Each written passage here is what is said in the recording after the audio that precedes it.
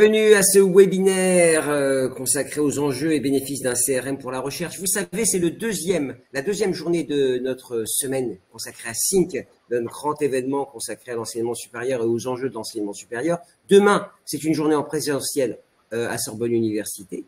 Vous serez tous les bienvenus, bien entendu. Et aujourd'hui, c'est un webinaire donc consacré au CRM. Alors, on se pose tous la question. Alors, il y en a qui savent très bien ce que c'est un CRM. Il y en a qui se posent, c'est quoi les enjeux et les bénéfices d'un CRM, et notamment dans le domaine de la recherche. On a spécifié sur la recherche, qu'on pourra élargir, bien entendu, parce que hier, nous avions un premier webinaire avec nos amis d'Elsevier sur l'intelligence artificielle dans la recherche. Donc, on a prolongé nos travaux autour de la recherche, et donc, ce sera le bénéfice d'un CRM. Nous essaierons de préciser les objectifs liés à l'implémentation d'un CRM, mais aussi quels sont les critères de choix pour investir dans un CRM, parce qu'il s'agit bien d'un investissement. L'idée étant de partager les avantages potentiels d'intégrer un CRM dans un contexte de recherche et plus largement dans un contexte d'enseignement supérieur et d'innovation. Alors, mes invités, Nadia Jacobi. Nadia, bonjour, on se connaît depuis longtemps. Vous avez beaucoup parlé de digital, de numérique à travers vos fonctions. Vous avez été vice-présidente d'université. Vous êtes entrepreneuse maintenant avec une entreprise. Juste, je me permets de vous demander, Simone et les robots, en 2 mots, qu'est-ce qu'on y fait dans l'entreprise que vous avez lancée? Alors, Simone et les robots, c'est un cabinet de conseil spécialisé en enseignement supérieur recherche. Donc, on a un cabinet de conseil en stratégie. On est un petit cabinet qui accompagne essentiellement les gouvernances d'universités et qui travaille vraiment à l'interface des écosystèmes ESRI et EdTech.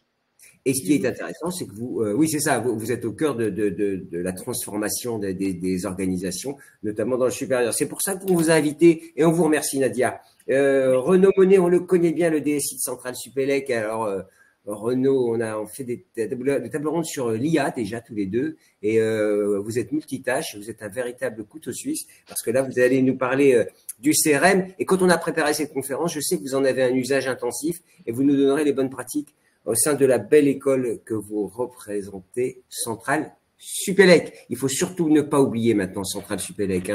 Pour les vieux comme moi, on parle de l'école centrale, mais non, depuis maintenant combien? 2015, on a créé Centrale Supélec en fusionnant Centrale Paris et Supélec. Donc, ça fait presque 10 ans. Centrale Supélec, il nous a rejoint, on l'attendait, mais il est là. Comme du haut débit, il est arrivé fast and furious, comme je disais. Guillaume Turpin, docteur en physique et responsable des partenariats stratégiques à l'INRIA. Bonjour Guillaume. Bonjour, vous m'entendez? J'ai pas ma caméra allumée, mais il faut que je change de navigateur, je viens de comprendre, donc je vais me déconnecter une fois que j'aurai juste fini de ma petite introduction pour me remettre avec la caméra. Oui, merci Gilbert. Et les CRM, on en a un usage aussi à l'INRIA, puisque oui. Partenariat, suivi, fléchage, traçage des data concernés à la recherche, le financement notamment, et les chercheurs qui sont associés. Vous nous expliquerez tout ça. Et je sais que vous avez quelques spécialistes autour de vous, parce qu'à l'INRIA, c'est quand même le must-have en matière de digital. Donc, j'ai confiance aux collègues qui sont autour de vous pour vous trouver une caméra. À tout de suite.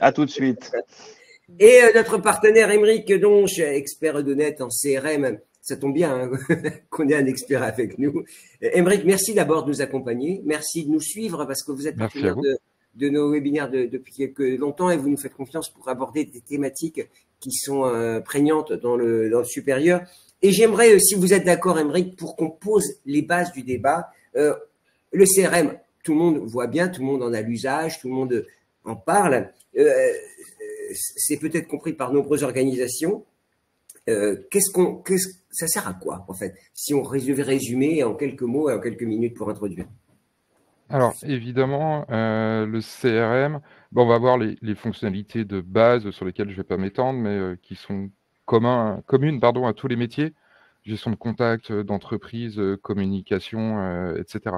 Mais puisqu'aujourd'hui, on fait un peu un focus sur la partie recherche, souvent, je dirais, les vecteurs communs qui nous sont demandés par nos clients sur ces points-là, ça va être le premier enjeu, ça va être d'être en mesure, quelque part, d'aller à la recherche de fonds propres dans un contexte où, quelque part, la partie des subventions, je ne sais pas comment le dire, mais des subventions sans contrepartie est en diminution et du coup, ça veut dire d'aller chercher des contrats de recherche avec les entreprises, plutôt sur des contrats bilatéraux ou par des réponses à appel à projets via l'ANR, via l'Union européenne, par exemple, et d'être capable d'avoir une vue très précise sur ces points-là, dans la partie d'avant-vente, mais aussi dans la partie projet, avec d'être capable de tracer les jalons, les work packages, quels sont les livrables, et du coup, c'est ce qui va donner une vision sur la facturation qui est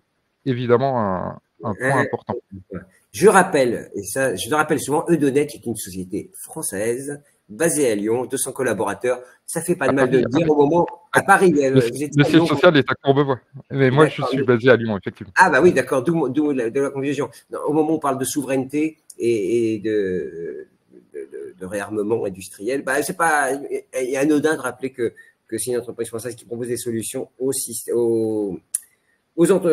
universités, aux établissements et aux entreprises, j'imagine également. Alors, un premier tour de piste, un CRM, c'est un système d'information qui s'implémente sur le dispositif qui concerne toutes les fonctions de l'entreprise. Émeric, pardon, c'était pour rebondir sur ce que vous disiez. Ouais, tout à fait, tout à fait. Et un autre point important, ça va être quelque part, le CRM va aussi être la mémoire, surtout dans les grands établissements, de ce qu'on a fait en termes de recherche. Typiquement, j'ai un AAP qui arrive de l'ANR. Bah, ça va être intéressant de retrouver rapidement, sans avoir à solliciter toutes les équipes, est-ce qu'on a déjà travaillé sur ces thématiques-là, avec quel labo, avec qui est-ce qu'on a répondu, pour gagner en vélocité sur la réponse, évidemment. Et puis, des enjeux toujours de sécurité des données, versus une organisation qui fonctionnerait avec des fichiers Excel stockés en local, etc. Des fiches à la main. Ou via des fiches à la main. Et puis, également une opportunité de se mettre en conformité vis-à-vis du RGPD. Une erreur qui est souvent faite, c'est de considérer que puisqu'on fonctionne avec Excel, on échappe au RGPD. On échappe au RGPD, ce qui est évidemment faux. Et le CRM permet, avec la centralisation des données, de pouvoir gérer cette partie-là et bien sûr de maîtriser la communication sortante.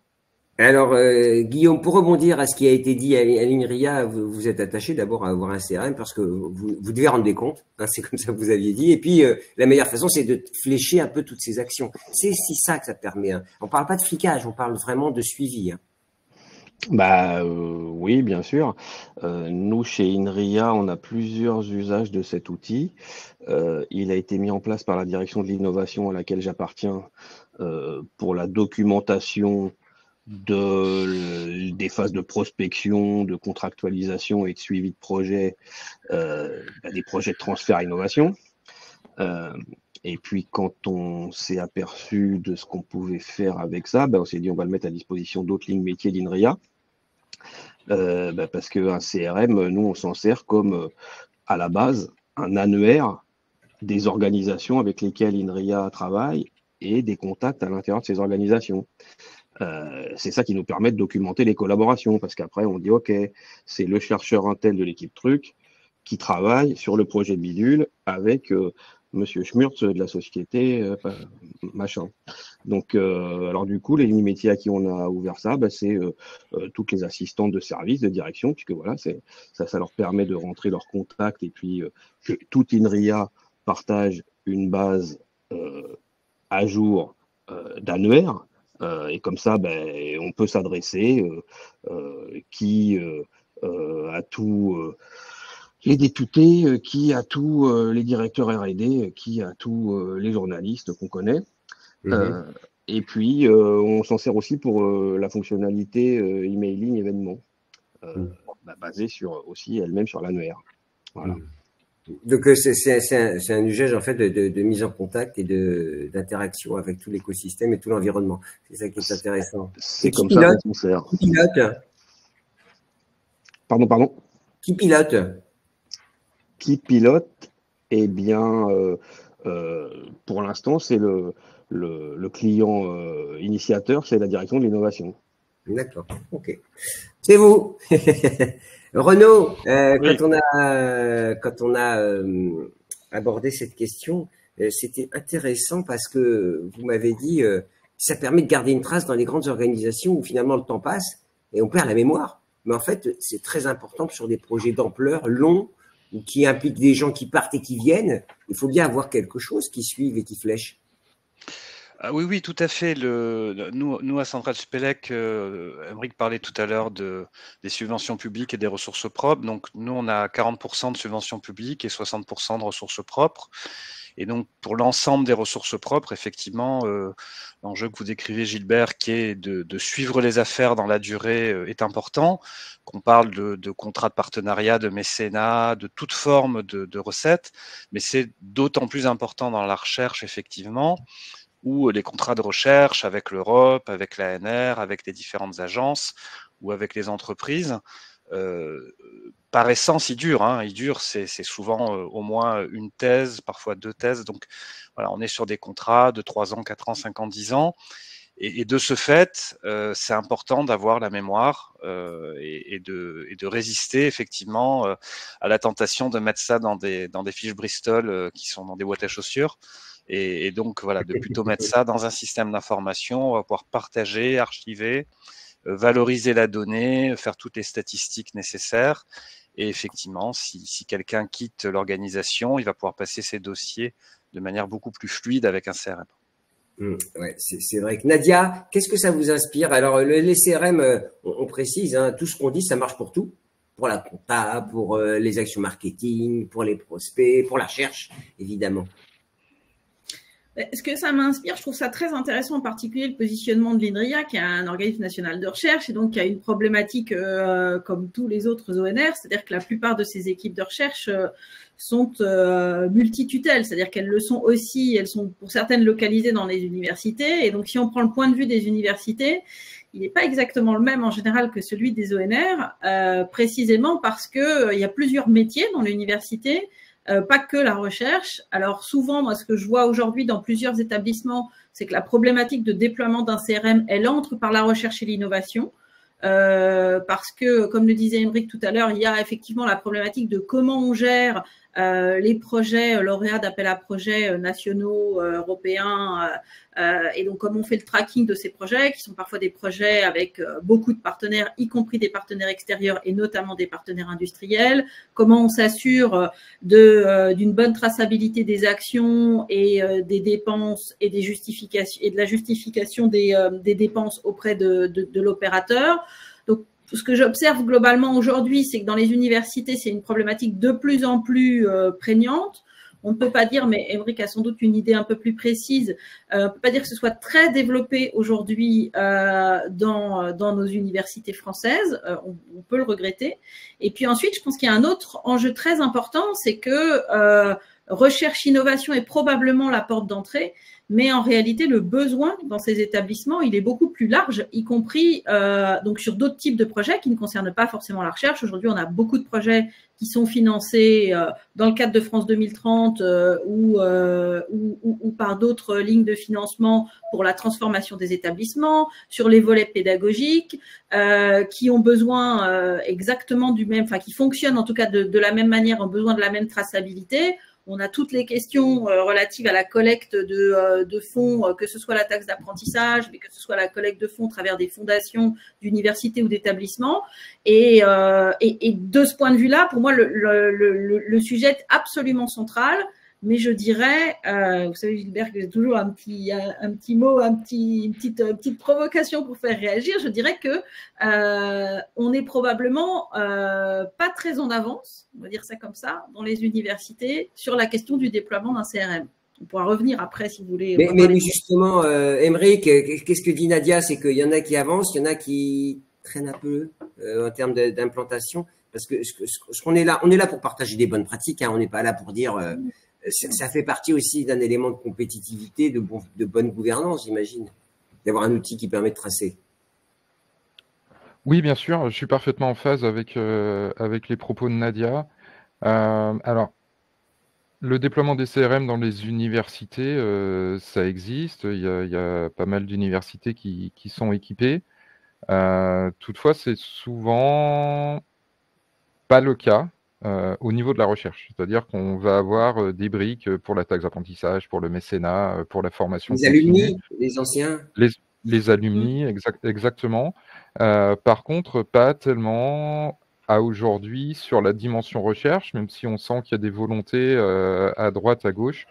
Ça s'explique en partie par le fait qu'il y ait souvent des contrats de confidentialité, enfin des clauses de confidentialité sur les contrats, et aussi par le fait que sans doute les populations de la recherche dans les universités sont pas les plus enclines, on va dire, à aller vers le partage d'informations.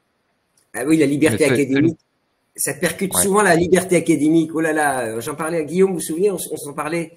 On disait les chercheurs, parfois, il faut leur dire, attendez messieurs, Renaud également, il y a un process, quoi. Oui, il y a ça. Les chercheurs sont par nature des personnes qui sont pas très très intéressées par la tambouille, je dirais, administrativo-financiaro. Bon, et c'est bien normal, hein, c'est pas leur fonction. Leur fonction, c'est la créativité, c'est la science. Chez INRIA, on a des services qui sont dans la ligne innovation, qui sont les correspondants des chercheurs et qui s'occupent avec les chercheurs de rentrer toute cette documentation dans des outils informatiques comme un CRM. Et finalement, nous, on a pris le parti de ne pas ouvrir cet outil à nos chercheurs, mais plutôt à leurs correspondants innovation. Oui, mais alors, les chercheurs, ils remplissent pas, c'est ce que vous dites? Non, c'est pas eux qui remplissent. On a interfacé un formulaire d'initiation de collaboration accessible aux chercheurs. Et une fois que ce formulaire est rempli avec un certain niveau d'information, qui n'est pas forcément le niveau d'information complet, c'est le correspondant innovation qui prend le relais, qui, avec les chercheurs, mais c'est le correspondant innovation qui finit de remplir la fiche, crée l'opportunité dans l'outil et déroule la phase de prospection, négociation, contractualisation, suivi. D'accord. Donc, il faut les assister, ces chercheurs. En fait, il faut les accompagner. C'est ce que vous êtes en train de dire. Chez nous, c'est comme ça qu'on fait. Et alors, chez Centrale, est-ce que ils sont plus dociles? Non, mais moi je rejoins tout à fait ce que dit Guillaume. Le chercheur, vous savez c'est les chercheurs, les médecins dans les hôpitaux, etc. C'est toujours le même problème. Hein. On a de plus en plus de charges administratives qui pèsent sur les scientifiques, et donc c'est pas bien. Et effectivement, on essaye à Centrale Supélec de soulager le chercheur d'un maximum de tâches administratives et financières pour qu'il puisse se concentrer sur la science. Et donc, effectivement, il y a un service d'appui au contrat de recherche qui gère la partie juridique, la partie financière, la partie administrative. Et je rejoins tout à fait Guillaume, je pense que c'est bien de faire passer l'information par les mains de ces services d'appui et de leur fournir à eux le CRM qui va permettre de notarier l'information. Après, par contre, c'est vrai qu'une fois qu'on a constitué la base de données des entreprises avec lesquelles on travaille, c'est une base de données qui mérite d'être partagée dans l'établissement, à la fois au niveau des chercheurs et bien plus largement, puisque une entreprise qui vous confie un contrat de recherche, potentiellement, elle vous verse de la taxe d'apprentissage, elle a fait du mécénat, elle a des partenariats sur certaines mentions de master, elle achète des projets d'innovation dans du mode agile, etc., etc. Donc, c'est important d'avoir une vision globale de l'activité avec les entreprises, qu'on appelle B2B, business to business. Et puis après, un CRM, c'est aussi un outil de gestion des individus, donc B2C, business to customer, mais qui du coup s'éloigne un petit peu de la décision qu'on a là. Donc mon point, c'est de dire vraiment, essayons d'avoir une vision globale de ce qu'on fait avec une entreprise. Et les chercheurs en sont partie prenante, mais évidemment pas que. Ouais. Nadia, allez, on va arrêter la langue de bois. Mais vous avez dit, bon, il faut le développer, cet outil. Est-ce qu'au fond, il y a vraiment un changement de paradigme? C'est-à-dire qu'on ne peut pas financer sans flécher, on peut pas laisser une totale liberté académique. Ils l'ont, hein, puisque la recherche, c'est eux qui l'amènent. Mais en tout cas, il faut pouvoir accompagner parce que c'est la garantie de pouvoir renouveler éventuellement. Parce que les donateurs ou l'ANR et tous ces Européens, ils demandent un peu d'un fléchage, hein, de tout ça. Et c'est le CRM qui permet de sortir les datas un peu simplement. Disons que c'est sans doute effectivement le CRM qui permet d'avoir une meilleure traçabilité de l'adéquation de la réalisation du projet au projet lauréat d'un appel à projet. Ça, c'est incontestable. Mais je dirais que ça, c'est la partie plutôt facile. C'est-à-dire qu'en fait, quand on est dans un périmètre relativement bien défini, c'est-à-dire un projet lauréat d'un appel à projet financé avec un montant dédié pour une durée déterminée, globalement, la mise en œuvre du projet, c'est le recrutement d'une équipe dédiée, le respect des délais, des rapports intermédiaires qui remontent à l'opérateur. Bon, somme toute, je dirais, c'est sans doute, ça fait sans doute partie des opérations qui sont les plus sous contrôle. Là où les choses, de mon point de vue, se compliquent un peu dans les établissements, c'est quand on commence à parler, on l'a évoqué déjà tout à l'heure, hein, quand on commence à parler partage de données, partage d'informations, partage de contacts entre équipes de recherche, entre chercheurs, entre différentes tutelles d'un même établissement.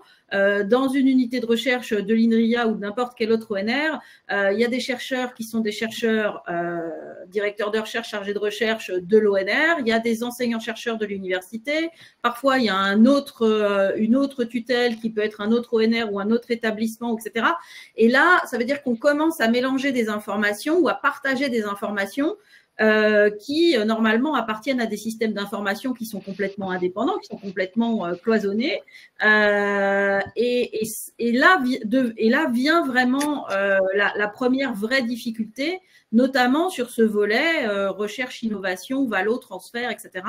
Où actuellement, si on dit les choses concrètement, dans ce qui devrait ressembler au début d'un système d'information recherche dans les universités et qui n'existe pas, il faut dire les choses comme elles sont, on ne partage pas les informations entre les données strictes ONR et les données d'établissement, par exemple.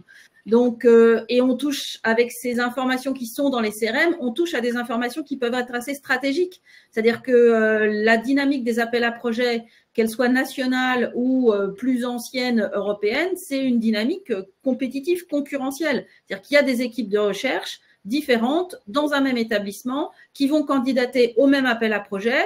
Avec dans un même établissement. Ah oui, d'accord. Ben oui, parce que c'est le principe, c'est-à-dire qu'en réalité, je sais pas, vous travaillez sur un sujet en physique des particules, vous n'allez pas forcément répondre à un appel à projet spécifique de physique des particules. Vous allez répondre à un appel à projet européen dans des domaines divers de la physique. Vous êtes Université Paris-Saclay par exemple, et vous avez plusieurs équipes de recherche en physique bien entendu, et donc vous allez avoir plusieurs équipes de recherche qui vont répondre à un EIC, enfin n'importe lequel des Pathfinder européens, et qui vont nécessairement se retrouver en concurrence les unes avec les autres, d'autant plus que vous avez aussi parfois dans les critères de sélection des projets des espèces de quotas nationaux, donc vous ne pouvez pas avoir 10 lauréats français quand à la fin vous aurez 30 lauréats sur cet appel à projet par exemple. Ouais. Donc le partage de l'information de qui sera par exemple le meilleur partenaire industriel pour ce projet, le partage de l'information sur les potentiels partenaires industriels peut avoir un impact sur la manière dont vous montez vos projets et sur la probabilité de succès de votre projet. Donc on peut effectivement dire liberté académique d'un côté, intérêt général de l'établissement, voire plus largement de la nation. Mais néanmoins, il y a aussi des vrais enjeux derrière ça, de se dire un même partenaire industriel ne va pas monter sur 2 projets simultanément pour répondre au même appel à projet. Parce que c'est assez aisé à comprendre, si je puis dire. Donc le sujet n'est pas si simple que ça en réalité. Hein. D'ailleurs, Guillaume, il est plus nuancé, mais quand on préparait cette table ronde, il me disait la décentralisation, à l'INRES, c'est très décentralisé, on est d'accord, hein, Guillaume, vous l'aviez dit, et du coup, ça rend compliqué le pilotage. Cette organisation en étoile qui est un peu comparable à celle où il y a plein de labos dans une grande université, où c'est le pilotage qui pose pas problème, mais qui doit être vraiment fine-tuné pour réussir. C'est ça. Ah bon, d'accord. Bon, voilà. Tout est dit. Donc, est-ce que c'est compliqué? Non, mais c'est ce que j'aimerais avant d'aborder la question de la conduite du changement, puisque en fait en creux il y a évidemment l'accompagnement des équipes. Donc si on n'a pas validé cette idée de pilotage, on rate un peu. C'est presque une idée de cahier des charges en réalité. C'est ce que j'essaie de mettre en avant. Et Émeric, vous en direz un mot. Guillaume, chez vous, comment ça se passe? Aline Ria d'abord et puis après Émeric. Eh ben, ce qui me viendrait à l'idée, c'est que chez nous, ça aura été assez long à déployer. Parce qu'on a une façon de conduire le changement plutôt, voilà, je dirais lente. À mon avis, parce qu'on a une culture de pas trop brusquer nos chercheurs. Nos autres collaborateurs. Bon, j'espère que ceux qui m'écoutent et qui sont d'INRIA sont d'accord avec moi, mais sinon on en reparlera à un autre moment. Je ne veux pas que vous ayez des problèmes, hein, Guillaume. Absolument, mais bon, moi c'est ma vision, alors moi je partage la mienne. Hein, c'est déjà pas mal. Et bon, et alors, il y a aussi une autre raison, c'est qu'on ne savait pas exactement ce qu'on voulait. On savait qu'on voulait quelque chose, mais on n'était pas clair exactement sur quoi. Et alors, il y a du coup une possibilité offerte par un CRM comme Odonet qui est peut-être de ce point de vue-là plus customisable que d'autres. C'est justement ça, Odonet, c'est un outil éminemment customisable qui permet vraiment de s'adapter très finement, je trouve, aux besoins des utilisateurs. Mais alors évidemment, cette customisation implique de s'y pencher, de la définir, de savoir précisément ce qu'on veut. Et bon, ça. Mais d'ailleurs, Émeric, quand on préparait, il me disait, je cite, hein, la dimension humaine, c'est la plus compliquée. C'est-à-dire que qu'est-ce qu'on veut? C'est vrai qu'intellectuellement, on peut se dire, il nous faut un CRM pour tracer, donner de l'information. Dans un monde data-centrique, il n'est pas complètement contre-intuitif de se dire, ça serait bien d'avoir un petit tableau de bord sur les actions qu'on mène.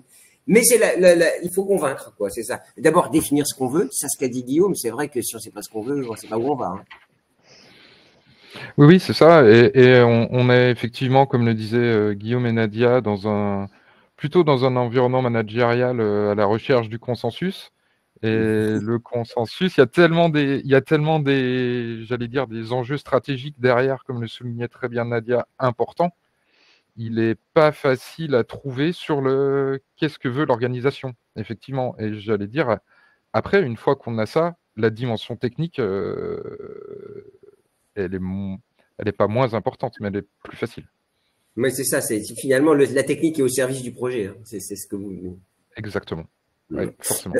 Et Renaud, on va faire un peu de promo. Est-ce que c'est un peu plus facile dans la grande école, c'est-à-dire avec une décision descendante, si on dit tout le monde s'y met, parce que vous, le chiffre d'affaires, il est important. Hein, c'est quelque chose, des ressources externes. Il n'y a pas vraiment de débat, quoi. Non, mais on fait rien de descendant chez nous. Enfin, c'est pas du tout l'esprit. Par rapport au débat qu'on vient d'avoir, moi, la méthodo que je déploie, que je recommande, c'est de dire mettons l'utilisateur au centre, en l'occurrence ici chercheur, définissons l'offre de soutien que les services supports doivent lui apporter, et ça, c'est pas de l'informatique, c'est de l'organisation, et de dire on veut lui donner les meilleures chances de réussite à ce chercheur, donc on appuie en termes de soutien administratif, financier, commercial, etc. Et on met derrière les outils qui vont bien pour ces services supports, et le CRM en fait partie, le système financier aussi également. Mais pour moi, dès lors qu'on part on veut rendre le meilleur service possible à la personne qui compte vraiment dans cette affaire de recherche qui est le chercheur et son équipe, le reste coule de source, et le pilotage que vous abordiez, Gilbert, devient la conséquence naturelle de ça à la fin. Donc, pour réagir par rapport à ce que vous disiez, je pense qu'il ne faut surtout pas partir de je veux un tableau de bord et je veux des datas. C'est une conséquence naturelle du projet, mais ça ne doit pas être le point de départ. Parce qu'effectivement, si on approche les chercheurs en disant l'objectif du projet, c'est de piloter et c'est d'avoir de la data, il y a relativement peu de chances qu'on les mette à bord. Mais c'est aussi ça quand même, rassurez-moi. C'est une conséquence naturelle en termes de transfo numérique. Hein. Moi, je pars toujours de l'utilisateur final, le service qu'on veut rendre, la performance qu'on veut donner à la personne qui compte vraiment dans le processus. Et ensuite, évidemment que quand on transforme par le numérique, on capte de la data et qu'une fois qu'on a cette data, on la met en forme et on l'utilise pour piloter et avoir un rétro-feedback sur le processus. Mais je pense que vraiment en termes de méthodo, moi je dirais surtout pas commencer par le cahier des charges, c'est la dernière chose à faire, et pas commencer par le pilotage. Commencer par l'utilisateur et le soutien qu'il attend de nous et des services support. Et à partir du moment où vous mettez le chercheur en position de dire je vais t'aider, il n'y a aucune raison que ce chercheur ait la moindre réticence à rentrer dans le processus.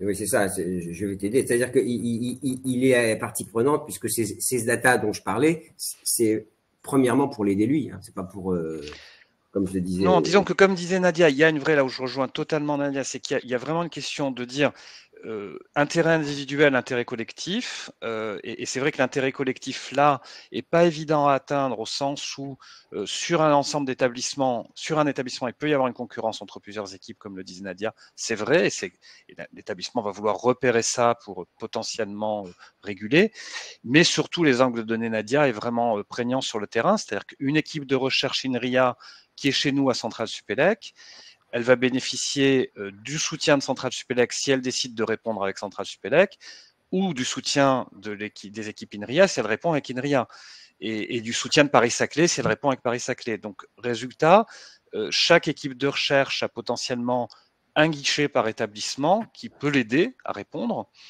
mais il n'y a pas de système d'information unifié de tous les ONR et de toutes les universités qui permettrait de piloter l'intérêt collectif. Donc, il y a effectivement une problématique de cloisonnement liée à la structure en ONR, université, école, etc., avec les chercheurs qui sont au milieu de tout ça et qui profitent finalement de la meilleure offre de services qui leur est proposée sur le terrain. Il y a des questions qui arrivent, hein, je les prendrai tout à l'heure. Nadia, vous vous souvenez quand on s'est connus, il n'y a pas si longtemps que ça, mais ça fait quand même un bail, vous vous occupiez au sein de l'association des responsables digitaux et numériques des universités, et votre vision justement d'avion, d'où doit partir l'acte d'investissement d'un CRM? Est-ce que c'est le service, c'est l'ONR, c'est l'équipe de recherche, ou ça doit partir la DSI en termes d'organisation? Pour moi, c'est assez clairement, et c'est ce que disait en partie Renaud à l'instant, c'est une question de stratégie d'établissement. C'est-à-dire que c'est avant tout un outil de l'établissement au service de ces populations. Là, on parle de CRM pour la recherche, donc de ces chercheurs, mais sinon, c'est de l'ensemble de ces parties prenantes, c'est-à-dire de ces chercheurs, de ces enseignants-chercheurs, de ces équipes qui ont besoin à un moment de résoudre un problème et que l'établissement doit considérer comme un problème suffisamment important pour devoir lui apporter une solution. Donc, pour moi, c'est avant tout une question de stratégie d'établissement, c'est-à-dire qu'est-ce qu'on veut en faire. Et puis ensuite, si c'est stratégie d'établissement, ça veut dire que ça devient sur le plan plus opérationnel un élément du schéma directeur numérique. Et à partir du moment où c'est inscrit au schéma directeur numérique, c'est un sujet qui est discuté à la fois avec les métiers et à la fois avec la direction du numérique ou la DSI. Mais la vision, elle reste quand même, l'initiation, de mon point de vue, elle reste quand même très attachée à la vision que l'on a pour son établissement. Donc, ça veut dire que vraiment l'impulsion, elle part d'en haut, et ça veut dire c'est un temps long. On peut pas dire demain je veux un CRM, c'est une séquence qui peut prendre un semestre, voire. Alors, je ne sais pas si c'est pour cette raison que c'est un temps long. Je dirais plutôt, comme Guillaume le disait tout à l'heure, en fait, c'est par nature un temps long dans l'enseignement supérieur et la recherche. En France en tout cas, sont des décisions qui sont un peu, qui bouleversent aussi certaines convictions d'un certain nombre de parties prenantes. Enfin, je sais pas, on pourrait venir après. Moi, j'ai un petit truc avec le vocabulaire, avec le mot à proprement parler, mais je laisse ça pour éventuellement. Non, dites-moi, c'est quel mot? Le CRM, le mot CRM? Non, ouais. En fait, c'est très connoté business. Et à partir du moment où on entre dans le domaine de la recherche publique, c'est presque un irritant pour un certain nombre de chercheurs, attachés Allez à pas leur nous mission. les énerver, hein. Allez pas nous les énerver, les chercheurs. Voilà. Et donc, pour moi, on fait déjà un énorme progrès. Ça, c'est un petit tip pour Émeric. On ferait un énorme progrès si, au lieu de l'appeler CRM, on l'appelait autrement pour ces marchés-là, ces publics-là, ces personas-là. C'est tout Parenthèse. simple, hein. C'est tout simple, mais le naming, moi c'est pour ça que, en fait, quand on a conçu ce webinaire, je me disais, mais au fond, un CRM, pour moi, c'est pour faire du marketing, ou pour aller chercher de l'argent, ou pour aller. En fait, voilà. C'est un outil d'aide à la décision, et c'est plutôt dans cet esprit qu'il a été conçu. Émeric, trouvez-nous un nom tout de suite maintenant pour appeler le futur CRM avec une nouvelle approche. Ben, ce sera une plateforme recherche à partir de maintenant. Une plateforme recherche, bah oui, mais il y en a quelques-unes. Oui, juste Renaud et Guillaume, je parlais des délais, du temps long. Tout ça, c'est pas fait en quelques minutes, j'imagine. Non, bah, je veux bien démarrer. Moi, ce que je peux dire chez INRIA, c'est que si je résume ce qu'on a voulu faire, on a voulu mettre à la disposition de 250 personnes un outil qui est donc un annuaire de nos contacts, organisations et personnes physiques pour documenter les collaborations de recherche et d'innovation qui sont de typologies multiples, les collaborations bilatérales, les collaborations projets européens, les projets ANR, les projets des dispositifs INRIA spécifiques, comme on a des consortiums de logiciels open source, on a un organisme interne de formation, même si enfin, c'est pas un organisme de formation agréé, mais on fait de la formation, on va dire. On a un laboratoire start-up. Donc voilà, et on a tous ces process qui ont chacun leur timeline, leur propre process qu'on a pu documenter de façon fine dans l'outil Donet. Donc ça, c'était très, très bien parce que chacun a pu retrouver ses petits, être bien dans son univers qui lui correspond.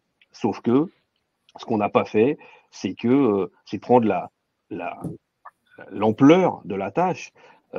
Et si je donne ce cahier des charges, ah oui, et en embarquant aussi la ligne com pour les événements emailing, répartis dans une organisation décentralisée de 9 centres. Donc, je donne ce cahier des charges à n'importe quelle boîte d'informatique, me dit il faut 3 ETP pendant 1 an ou 1 an et demi. ETP équivalent temps plein. Ouais, je ne sais pas ce que Renaud me dirait, mais et nous, on a mis 3/4 de TP répartis sur 3 têtes.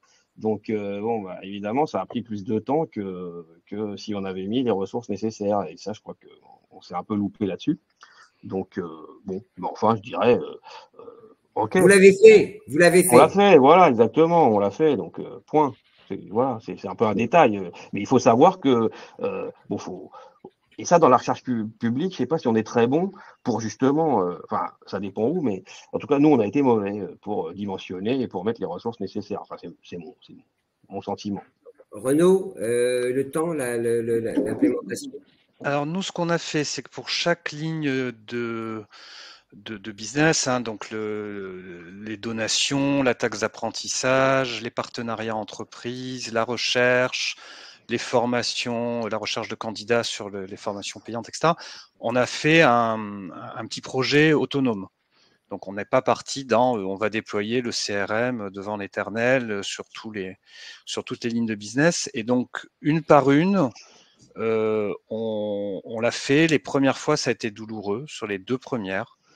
Et puis maintenant, ça va plus vite. C'est-à-dire que quand on déploie sur une nouvelle ligne de business, on a, mettons, 3 mois pour avoir la première version. Et puis après, on refait souvent des ajustements l'année d'après. Mais donc voilà. Et c'est vrai que la première fois, on a eu du mal. Et notamment, on a eu du mal parce qu'on est beaucoup parti dans un mode cahier des charges et compagnie qui ne fonctionne pas parce que les gens ont du mal à se projeter. Et donc, moi, ma recommandation, c'est prenez l'outil tel qu'il est, faites une première version avec l'outil tel qu'il est, et puis après, on adapte, quoi. C'est quand même intéressant ce que vous dites, Renaud. Le cahier des charges, pour moi, qui ne suis pas évidemment un spécialiste du CRM, mais en tout cas, quand on monte un projet informatique, j'en ai monté quelques-uns. on a cette idée du cahier des charges quand même. Alors les méthodes agiles ont bousculé tout ça, c'est-à-dire qu'effectivement. Vous voulez dire que je suis vieux, que je fais à l'ancienne Non, encore? disons que c'est vrai. Non, mais c'est vrai. Moi aussi, j'ai pu faire des cahiers des charges avant, mais voilà. Aujourd'hui, depuis mettons une dizaine d'années que les méthodes agiles sont en place, le cahier des charges est vraiment plutôt ce qui fait rater un projet et pas ce qui le fait réussir. Donc pourquoi? Parce que quand vous rédigez et que vous collectez des besoins sur la base d'un document, vous êtes dans une logique d'inflation, d'hyper-précision, il faut que tout soit marqué, etc., etc. Et ça conduit en général à des projets qui sont très complexes et très chers. Quand vous démarrez sur des solutions qui sont maintenant en SaaS, en Software as a Service sur étagère, l'éditeur, il a déjà des clients, il a déjà une philosophie, il a déjà un produit qui fonctionne chez d'autres. Il y a assez peu de raisons pour lesquelles ce produit ne pourrait pas fonctionner chez vous. Donc, partons déjà du produit, faisons confiance à l'éditeur. L'éditeur, il a souvent sa grille de questions, il a souvent sa méthodologie. En suivant cette méthodologie, on peut atteindre 80% de l'objectif. Une fois qu'on a ça en place, évidemment, il faut l'améliorer. Et là, on peut l'améliorer en décrivant de manière un peu précise ce qu'il faut améliorer. On peut appeler ça un cahier des charges, ou on peut appeler ça une to-do list. Mais en tout cas, ne faisons réagir les utilisateurs de manière formalisée qu'une fois qu'ils ont les mains dans le cambouis sur une première version qui marche. Parce que là, ce qu'ils vont dire, là, ce qu'ils vont dire, c'est vraiment utile. Mais demander à des gens de se projeter sur un outil qu'ils n'ont pas encore, c'est compliqué. Alors après, là où il y a une exception à ce que je dis, c'est quand vous migrez de l'outil A à l'outil B. Là, c'est peut-être bien de faire un cahier des charges de j'avais un outil A avant, voilà ce qu'il faisait, et je voudrais savoir si mon outil B fera à peu près la même chose. Bon, ça, c'est une grille d'analyse et c'est très bien. Mais moi, je recommande vraiment pour le CRM comme pour bien d'autres choses, de fonctionner en mode prototypage, en mode le truc existe déjà, essayons déjà de voir ce qu'il a dans le ventre. Ulrich, cette idée has-been que j'ai proposée de cahier des charges. non, Alors, mais ce que dit en fait Renaud, tout simplement, c'est qu'on commence par éprouver les choses et on adapte, quoi. Ben c'est une bonne manière de faire, effectivement. Il y a deux choses que je retiens. C'est un, l'allotissement. Ça, c'est très intéressant de se dire dans un établissement, par exemple, OK, je commence par le mécénat, puis la TA, puis une autre rubrique. Ça fait gagner beaucoup de temps parce que dans le cas contraire, si on essaye de tout faire en même temps, ça veut dire que toutes les directions dans l'établissement doivent être prêtes en même temps pour partir et on peut parfois attendre un petit moment que les planètes s'alignent quelque part. Et l'autre point, c'est sur la méthodo. Et ce qu'il y a de très intéressant là-dedans, dans les méthodes plutôt agiles, c'est que c'est beaucoup plus facile pour les futurs utilisateurs de projeter leurs besoins quand ils commencent à manipuler l'outil que quand ils sont devant un document Word ou une grille Excel et qu'on leur demande bah, alors qu'est-ce que tu veux. Et du coup, on arrive à ne pas développer des choses qu'ils n'auraient pas utilisées et au contraire à se concentrer sur ce qui leur sera vraiment utile. Pour moi, l'intérêt, il est aussi là, en complément de ce qu'a dit Renaud. Ouais. C'est magnifique. Question que je voulais poser à Renaud et à Guillaume et je ne m'en souviens pas. C'est dommage parce que j'ai mon conducteur sous les yeux. Mais pour les CRM que vous utilisez, ah oui, c'est ça. Les donneurs d'ordre, enfin les financeurs, pardon. Est-ce que dans leur dossier, ils disent est-ce que vous avez un CRM ou sous-entendu un système d'information qui nous permet de remonter automatiquement? Parce que c'est ce que j'ai cru entendre, c'est que souvent les financeurs, l'Europe, les organismes, whatever, financeurs, ils exigent un peu cet outil qui démontre qu'il y a un vrai suivi du projet. Eh bien, pour ma part, je ne sais pas. J'aurais aimé apporter des éléments plus tangibles, mais j'en ai pas. Alors, je vais répondre à l'envers, Gilbert. Il y a un chapitre gouvernance à remplir en général dans le projet où on décrit la comitologie, etc. Je pense que d'écrire en 2 lignes que les documents clés du projet seront stockés dans un CRM ainsi que les jalons, etc.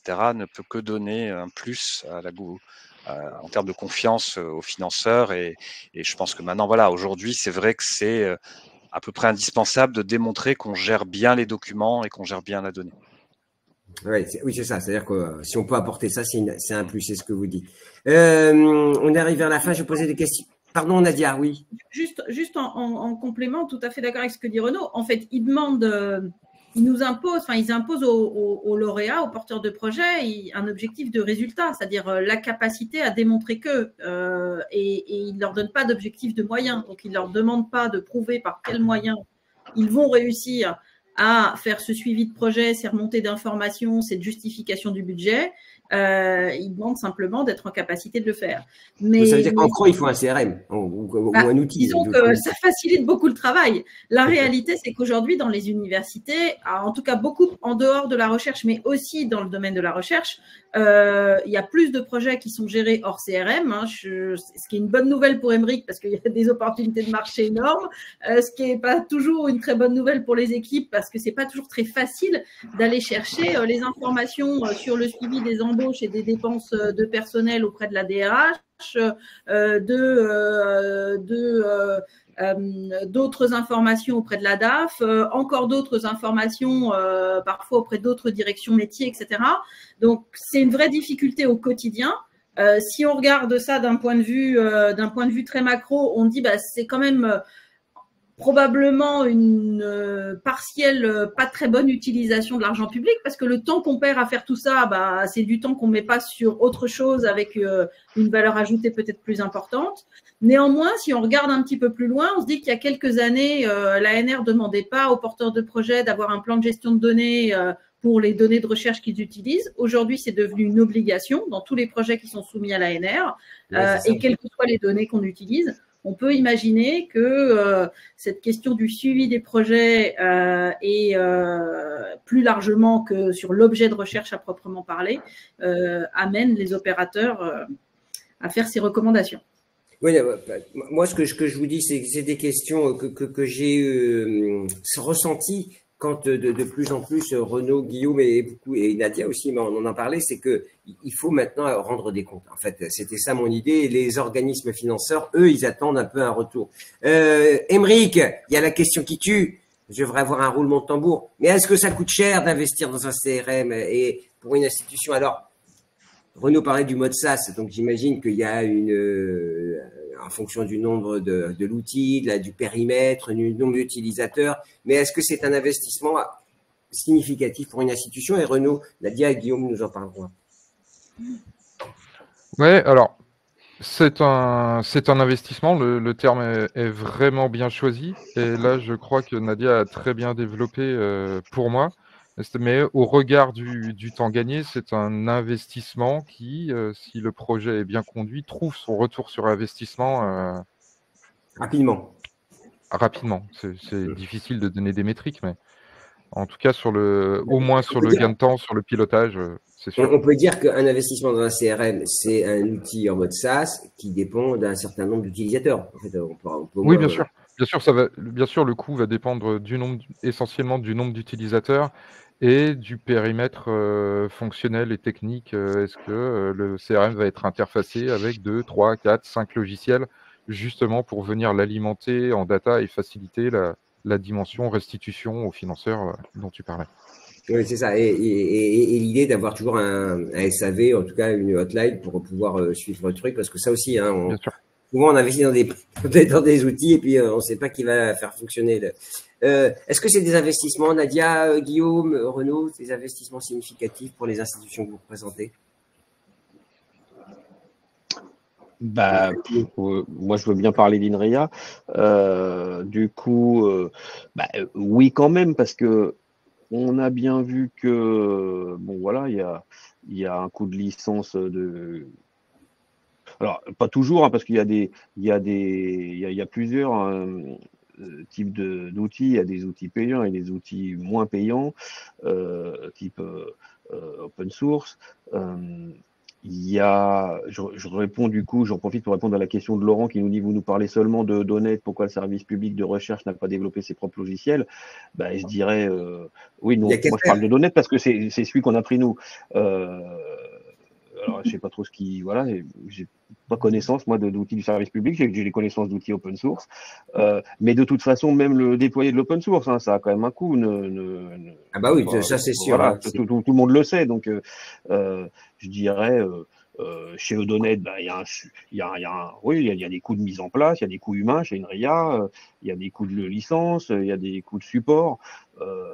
Bon, mais vous m'aviez enfin. donné un chiffre, vous ne voulez pas le redonner quand on préparait Nous, pour 250 utilisateurs, à mon avis, par an, ça coûte. Roulement de tambour.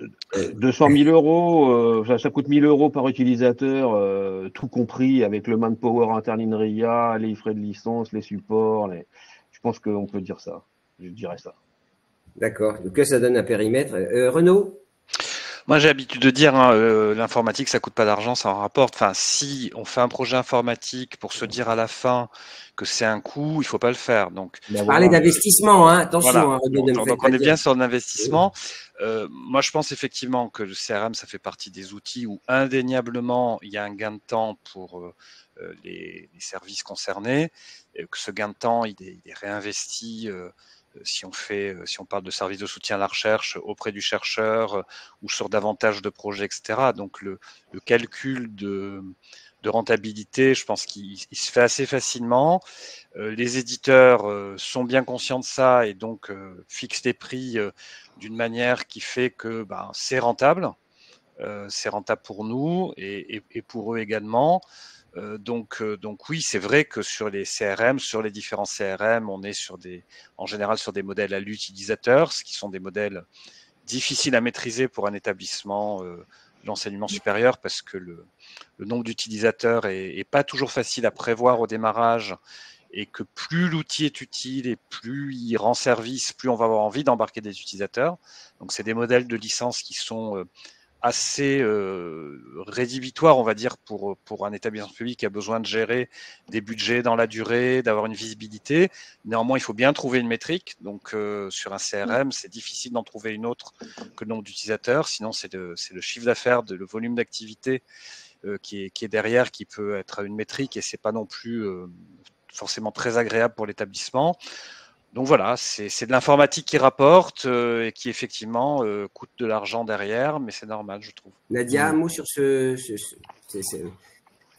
étiez dans la gouvernance des universités, donc vous voyez bien, des investissements informatiques, il n'y avait pas que les CRM, il y avait plein d'autres choses. Donc j'imagine en plus, on n'est pas noyé, mais on est soumis à des injonctions d'investissement importantes quand on est dans un grand établissement. Alors, je suis totalement d'accord avec ce que dit Renaud et je pense que ça s'applique à peu près tous les projets informatiques, si ce n'est vraiment à tous les projets informatiques. C'est-à-dire que si on fait de l'informatique, c'est justement pour améliorer notre productivité et faire faire par la machine ce qu'elle sait mieux faire que ce que l'humain perd parfois du temps à faire. Donc ça, c'est vraiment une logique d'investissement avec l'idée que le temps que l'on dégage pour faire autre chose chez les agents est plus utile que si on les laissait se dépatouiller avec ce qu'on expliquait tout à l'heure, c'est-à-dire ce difficile tracking d'un certain nombre de projets. Si on me demande un chiffre, j'ai aucune idée. Enfin là, je sors pas de chiffre, je ne donne pas de chiffre parce que je ne sais pas. Donc voilà. Je pense que les autres intervenants sont bien plus aguerris. Mais en tout cas, il faut avoir conscience que ça peut être de 10 à 100 000 euros, quoi. On peut pas, c'est pas quelques centaines d'euros, c'est un investissement, quoi. C'est-à-dire qu'il faut avoir les chiffres et les montants en tête. Et ça peut monter encore plus avec Guillaume nous expliquer. Donc, si on n'a pas cette idée, on perçoit mal le périmètre et de l'action qu'on veut mener. Donc, c'est aussi simple. Enfin, moi, je dirais plutôt, Gilbert, l'ordre de grandeur qu'a donné Guillaume est bon, c'est 1 000 euros par utilisateur. Et on peut démarrer petit. Il n'y a rien qui dit il faut absolument mettre 100 000 euros sur la table. On peut très bien démarrer par une équipe, on peut très bien démarrer par une ligne de business, par les gens de la taxe d'apprentissage si la recherche est trop gros, etc. Donc, on est vraiment dans des logiciels qui se déploient facilement parce qu'ils se déploient plaque par plaque et en y allant progressivement. Maintenant, c'est vrai que sur une généralisation dans un établissement d'enseignement supérieur, et si on utilise un CRM pour l'ensemble du suivi de toutes les affaires, on on est facilement sur beaucoup de monde et que donc le modèle à la licence par utilisateur devient vite onéreux. Et là, le recours à un logiciel peut-être plus open source ou peut-être plus avec un modèle de licence un petit peu différent peut être intéressant. Mais on est dans la gestion du succès du projet en se disant il y a eu un tel succès qui commence à me coûter un peu cher. On rediscute avec l'éditeur ou on change de solution. Mais déjà, démarrons. C'est-à-dire, moi, je trouve qu'une des difficultés dans l'enseignement supérieur, c'est toujours de se poser cette question du succès et de se dire, je vais craindre le succès et ça va me coûter de l'argent. Enfin, si vous déployez un CRM sur 250 personnes, c'est qu'il y a un volume d'activité et qu'il y a un intérêt à le faire. Donc, voilà. Démarrez peut-être avec 5 personnes et mesurez la rentabilité et après, vous ferez 10 et vous ferez 20, quoi. Enfin... J'ajouterais que c'est d'autant plus vrai qu'en réalité, quand on parle de CRM, contrairement à d'autres briques du système d'information pour lesquelles ça va être difficile de faire le même parallèle, quand on parle de CRM, on parle de la gestion d'éléments ou de parties de l'activité qui elles-mêmes permettent de rapporter dans l'établissement des fonds complémentaires. C'est-à-dire que quand on est en capacité de gérer des projets qui sont lauréats d'appel à projets, quand on est en capacité de mieux les gérer, on est potentiellement en capacité d'en gérer davantage. Ça veut dire qu'on est en capacité de faire entrer davantage de financement externe sur des projets. Là, on parle de recherche aujourd'hui, mais ça pourrait être d'autres types de projets. Et donc, finalement, le retour sur investissement est beaucoup plus facile à calculer que quand on déploie une brique SIRH, une brique SISCOL ou une brique SIFinance qui n'interroge plus personne puisque c'est le must-have de n'importe quelle organisation, qu'on soit dans un établissement public d'enseignement supérieur ou dans un autre type d'organisation. Donc, Alors, je suis totalement d'accord avec Nadia. Quand on regarde le coût du système financier qui nous est fourni par notre tutelle, voilà, c'est un must-have et pour le coût, c'est un coût absolument astronomique. Et on n'a pas le choix. Donc, le CRM, on a le choix et ça rapporte de l'argent. Donc, c'est très différent. Avec quand même un bémol, Nadia, c'est que sur tous les projets de recherche, quand on gagne 108, il y a 100 qui va aux chercheurs et il y a 8 qui va aux frais de gestion ou 4 qui vont aux frais de gestion selon comment on compte. Et donc, c'est vrai qu'il n'y a pas sur les contrats de recherche une très grosse marge pour les frais de fonctionnement, ce qui oblige à être très performant, et donc à la fois en termes de coûts humains et de coûts informatiques. Mais voilà, il ne faut pas confondre sur les projets de recherche l'argent qui rentre, qui est effectivement très important, et ce qui reste dans les poches des fonctions support et de l'informatique, etc., qui est extrêmement faible. Mais il ne faut pas que l'informatique prenne la place de tout. Hein. C'est vrai que ça doit rester du support. Vous avez été très clair. En tout cas, on répond aux questions. Alors Karim nous demande est-ce qu'il y en a des recommandations sur certains outils. On en a parlé. Alors quelqu'un nous disait on a parlé de Donet, pas trop quand même. On a cité Donet parce qu'ils sont partenaires, mais on a surtout parlé mise en place d'un CRM. Hein. On a été assez transparent, me semble-t-il. En tout cas, j'ai essayé de faire mon maximum pour ne pas faire que l'article pour Donet, mais ils sont bien là et ils nous accompagnent. Avez-vous des recommandations sur certains outils? Il y en a plein. Hein. Enfin, je pense que là, alors pour le coup, on va pas faire l'article pour tous les outils qui sont sur le marché, j'imagine. Peut-être quelle est la démarche pour trouver un bon outil, Renaud ou Guillaume, Nadia, se renseigner, peut-être les avis sur Google, non, c'est trop simple. Oui, non. Enfin, moi j'ai déployé un CRM, c'est mon deuxième celui-là. Chez Inria, c'est mon premier chez Inria, mais j'en avais déployé un autre avant dans une petite entreprise dont j'étais le dirigeant et dans lequel il y avait 5-6 personnes. Et j'avais pris un CRM open source qui s'appelle Sugar CRM et qui en regardant dans Google CRM, alors, je sais pas, CRM open source, CRM gratuit, CRM quelque chose comme ça, même si c'est pas gratuit, faut pas croire, mais il y a des coûts, rien que le temps que j'y ai passé dans ma petite boîte, c'était quand même un coût. Mais bon, on trouve, une petite étude de marché dans Google est très facile. Okay. Poursuivre l'intervention de Nadia Jacobi, le CRM est-il complémentaire ou concurrent du OSI Recherche? Ça, c'est une sacrée question. C'est une très bonne question. Si je dois répondre entre les deux options qui me sont données, je dis complémentaire. Et si je dois répondre comme Gilbert aime bien, de façon un peu provocatrice, je dirais qu'il serait temps qu'on avance de façon très significative sur la construction d'un SI Recherche dans l'enseignement supérieur et la recherche en France. C'est-à-dire que pour les initiés, je pense qu'il y en a pas mal parmi les auditeurs. Le projet CapLab, c'est quand même un projet donc qui est porté par l'AMU, notamment l'AMU UE. C'est un projet qui existe sur le papier depuis longtemps, dont le déploiement tarde dans les établissements et pas par l'absence de volonté des établissements de le déployer. Donc, il y a un moment où effectivement, on pourrait se dire, est-ce que construire un SI Recherche pour le SR en France, ça ne doit pas être un SI Recherche qui inclut les fonctionnalités qui actuellement sont dans un CRM et dont on parle aujourd'hui? Je dirais que force est de constater qu'à ce stade, on n'a pas été capable de le faire. Donc, essayons d'avancer comme l'ont fait Centrale Supélec et INRIA, avec des outils qui existent, qui fonctionnent, qui donnent satisfaction. Et puis ensuite, on l'interfacera au SI Recherche quand on le déploiera dans les établissements en question. Oui, c'est vrai que le SI Recherche, c'est aussi important, hein, mais ça recoupe un peu le CRM. Hein, quand on parle de ce système d'information recherche, il y a des données qui sont compatibles en fait ou qui sont identiques. Je dis ça, j'avais animé une conférence sur ce thème-là et c'est vrai que le SI Recherche, il y avait quelques points de convergence, quoi. Enfin, me semble-t-il, hein, mais peut-être que je me trompe ou que je n'y connais décidément rien du tout. Mais on a bien compris que c'est un sujet, Nadia. Non, mais vous avez raison, Gilbert, ça se recoupe. Le problème, c'est qu'aujourd'hui, il n'y a aucune réellement université en France qui a un SI Recherche complet. Voilà. Qui a un vrai SI Recherche, ça n'existe pas. Allez, on rentre dans la tuyauterie.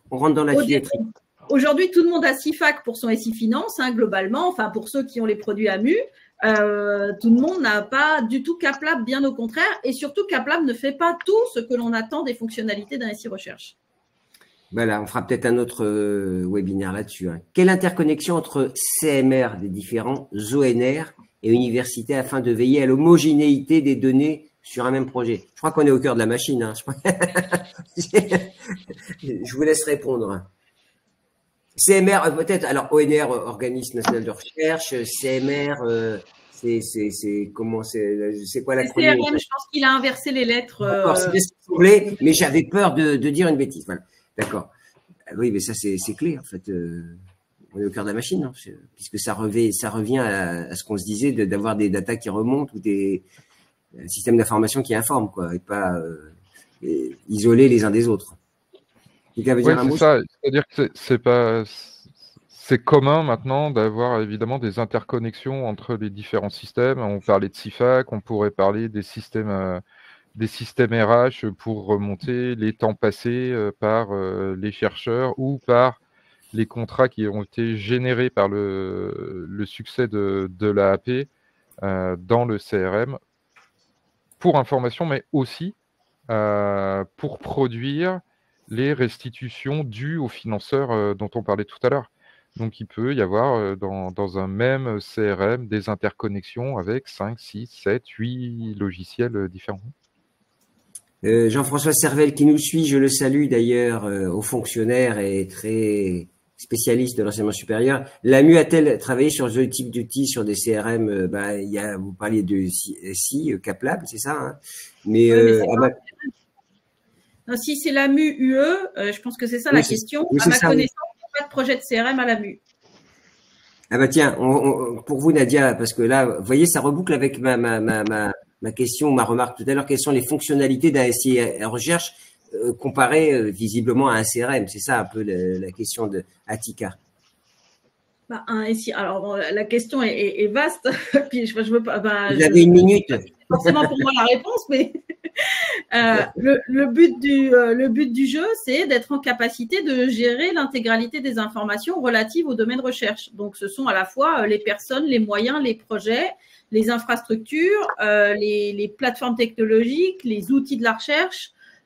Donc, c'est des informations qui sont extrêmement larges. Ça va de qui sont les chercheurs attachés aux unités de recherche, par qui sont-ils payés, quelles sont leurs unités de rattachement, quels sont les projets sur lesquels ils travaillent, quelles sont leurs collaborations, à quel endroit sont-ils localisés sur le campus, dans les bâtiments, y a-t-il des espaces dans les bâtiments qui sont des zones protégées parce que zones dangereuses, parce que contenant des produits des produits dangereux qu'on trouve dans certaines unités de recherche, etc. Enfin, la liste est presque infinie. En gros, c'est la brique du système d'information qui gère l'intégralité, qui collecte et qui gère l'intégralité des informations relatives au domaine recherche, qu'elles soient humaines, physiques, financières, etc. Et matériel. Les établissements sont largement aussi compétents pour répondre à la question, même peut-être plus.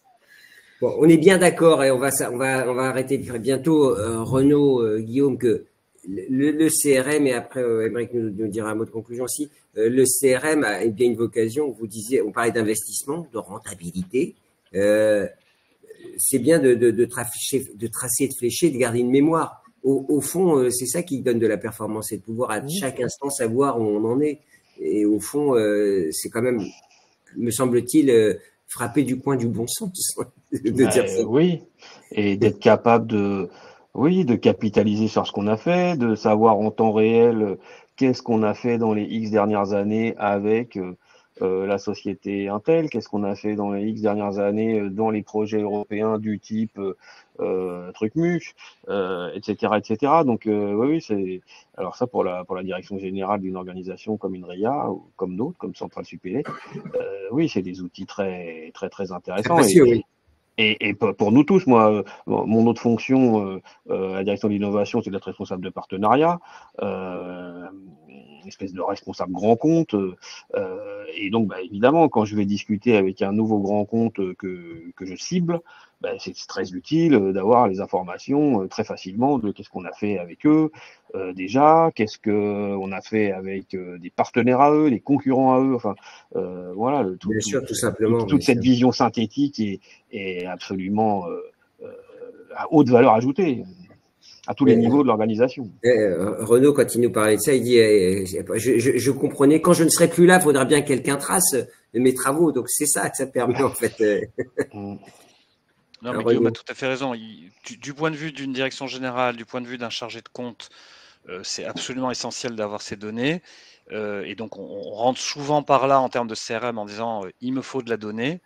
Voilà, ce que je disais tout à l'heure, c'est revenons aussi à qui on va rendre service d'autres que la partie direction générale, direction de pilotage, etc. Et voyons comment on peut rendre service aussi aux chercheurs, à toutes les personnes sur le terrain. Parce que c'est ça qui est le gage du succès du projet. Mais il est clair que la démo qu'on fait d'un CRM, c'est toujours le tableau de bord. Regardez, c'est bien, j'ai un tableau de bord, je clique là sur l'entreprise bidule et je vois tout ce que j'ai fait avec l'entreprise bidule. Donc c'est effectivement ça l'effet waouh. Encore faut-il que les données qui s'affichent sur le tableau de bord soient les bonnes et que des gens les aient contrôlées. Tout le monde le remplisse, le CRM. Remplisse et contrôle. Et voilà, et c'est important pour que le chercheur puisse dire c'est les bonnes données et qu'il ait un intérêt à le faire et qu'il se dise si c'est pas les bonnes données, c'est embêtant, il faut qu'elles soient corrigées. Voilà. Donc il y a toute une approche systémique à avoir en tête pour se dire comment je fais pour que tout le monde travaille ensemble autour de la donnée, ceux qui la produisent, ceux qui la consomment, ceux qui la contrôlent, et donc d'avoir une approche assez globale de l'écosystème. Bon, Nadia, vous êtes d'accord avec tout ce qui a été dit. Merci beaucoup, Nadia. Nadia, en tout cas, on souhaite bon vent à Simone et les robots, parce qu'en fait, on peut être universitaire, chercheur, avoir présidé une université, et puis finalement se lancer dans l'aventure entrepreneuriale. Et c'est ça aussi que je retiens en vous invitant à ce webinaire. Merci beaucoup, Nadia. Bon vent, on viendrait nous parler. De toute façon, on se reverra. Émeric, je crois qu'on a balayé quand même bien le sujet sur, je dirais pas l'importance d'un CRM, mais en tout cas la nécessité de réfléchir à une démarche CRM dans son organisation. Ouais, exactement. Je crois qu'on a fait un bon petit tour de piste. Évidemment pas exhaustif parce que ça tient pas en une heure. On pourrait en parler pendant des jours et des jours, mais je pense que l'essentiel a été dit. En tout cas, est-ce que vous vous adressez à des universités étrangères? Ouais, parce qu'on a des filiales notamment au Canada. Oui, je le fais pas à titre personnel, mais est-ce qu'à l'étranger ils sont pointus sur les CRM, ils sont avancés sur l'usage de ces outils? Notamment toute la partie nord-américaine, ouais, effectivement. Oui, ils ont compris l'intérêt, oui. C'est très business orienté là-bas, hein, si je ne m'abuse. Exactement. Exactement. Eh ben, écoutez, parfois, il faut être académique, recherche, et parfois penser un peu au business, un peu. Voilà, c'est ce qu'on a essayé de dire, évidemment, en laissant les chercheurs chercher. Merci beaucoup. Vraiment, c'était un plaisir, hein, ce webinaire avec vous. Je vous souhaite une très bonne fin de journée, et puis je vous donne à tous rendez-vous demain à Sorbonne Université pour notre grand colloque présentiel cette fois-ci. À très bientôt et merci encore. Merci à tous. Merci. Au revoir. Merci beaucoup. Merci à tous. Au revoir. Au revoir.